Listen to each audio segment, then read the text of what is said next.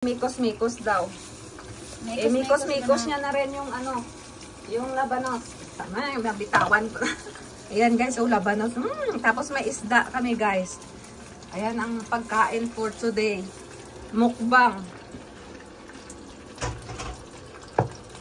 At saka, ayan guys. So, yummy yummy. Ayan guys, ang labanos. Adobong chicken. Native na chicken, spring roll.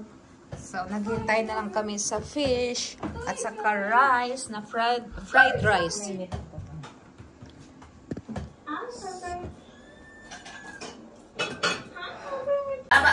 Kumain na tayo, hindi na tayo nag-happy birthday. Please. Ibang birthday. Ito nga. Tapos ipakita ko. Ito guys yung paborito ko.